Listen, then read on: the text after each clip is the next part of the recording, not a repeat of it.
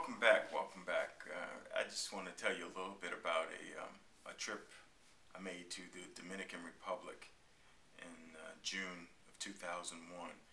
This was one of those trips that I've always wanted to go to Dominican Republic because I grew up with a lot of Dominicans in New York, and also in Queens. I worked in a supermarket with a lot of Dominicans, and they always told me about it. And this is what inspires me when someone says this place is great. Oh, it's a wonderful place, you gotta go. I do whatever it takes to get there, but it has to be cheaply, so that's what I always do. And also, Dominicans are very beautiful people, and they're very, a lot of the men have this machismo about them, and to black people always say they're light skinned and they have the good hair and they look black, which, they are black, but it's Spanish. But anyway, I admire them. I really did admire them in the way that they danced, in New York. So I wanted to go and see them in their environment.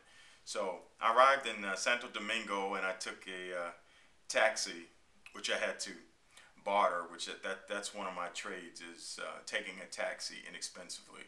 And I always believe in going outside the whatever airport. You just walk outside of the airport and take a taxi on the street. You can cut your costs by, at least 50% by doing that, because they have it, rigged to pay the most, coming out of the airports in third world countries or foreign countries.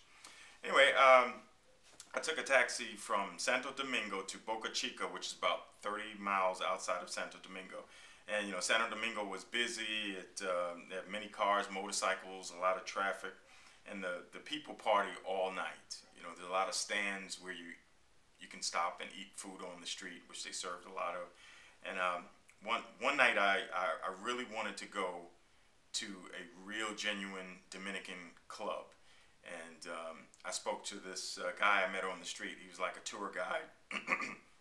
And he took me on a scooter. It was about 9 o'clock at night. I jumped on the back of this motorcycle. Yeah, it was actually a motorcycle. And we rode off into the night. It was pitch black. The driver took me 20 minutes.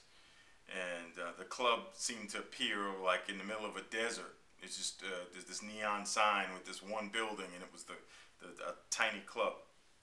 And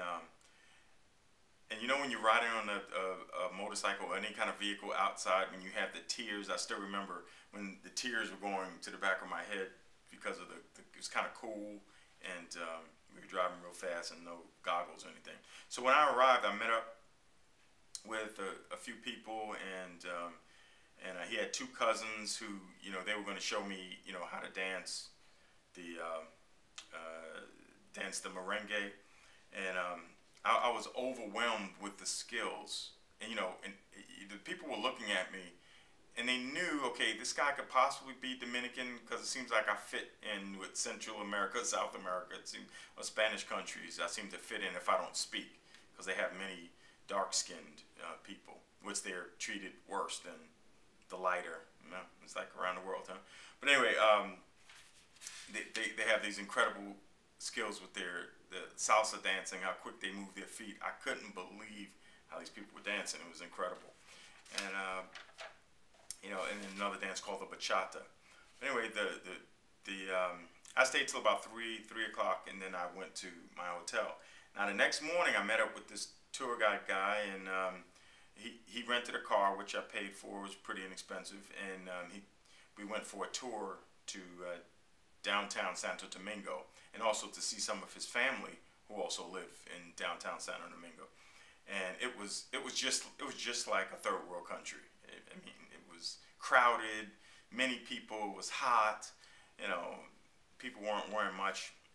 And he also asked me, he said, hey, after the little tour through Santo Domingo, he said, do you want to go to the second worst prison in the world? And it's called La Victoria. And I said, hey, my name's Mike Spells. I got to see it.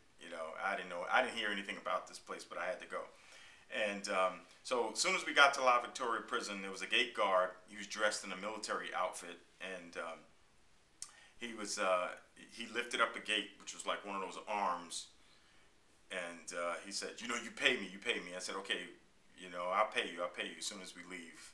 Because you're paying constantly, giving little tips. So always advise people to keep singles. In any country they go to, American singles will get you out of the worst jams. But we went through that gate, then we went through another gate that went up, and the guy let me through, and he said, pay. And I said, okay, I've been paying you guys since, you know, I've been here. So, and then once we got through there, these guys came out of nowhere, a bunch of guards with their guns drawn on the car. They told us to get out of the car in Spanish. You know, the guy that was with me spoke Spanish, so we got out of the car. There's about 4 of them, and they took us into the prison. They never actually, well, they kind of gestured for me to move, but they never actually put hands on me, you know, to actually move. And I was taking pictures outside of the prison while we were driving, you know, of the prison, and it was interesting. So when I went into the jail, everyone was asking me for money. They said, give me $1,500, give me $1,500 US dollars. I said, look at me. Do I look like somebody that has $1,500 US dollars? You know, come on. I'm traveling like a backpacker. But anyway, when I got there, all the prisoners were in a cage-like area and fences that you could see through, and they were holding on to the fence, and they all wore shorts, and I was told that prisoners all wear shorts, and I happen to have shorts on. So the guys were gesturing to me like, hey, sucker, mama will beat you, which means suck my whatever, and they were pointing down for me, you know, and all I did was stick my finger up to them. I said, and they understood that. I said, man, whatever, you know. Anyway, once I was in jail, there's some guy that came out. I guess he was the high-ranking supervisor. He came out. He had these bars and these boards on his shoulders. He was gesturing, just pay $1,500. I said, no way. So they wanted to see my ID. I showed them I had a military ID, and I was also in the Air Force, in the reserves.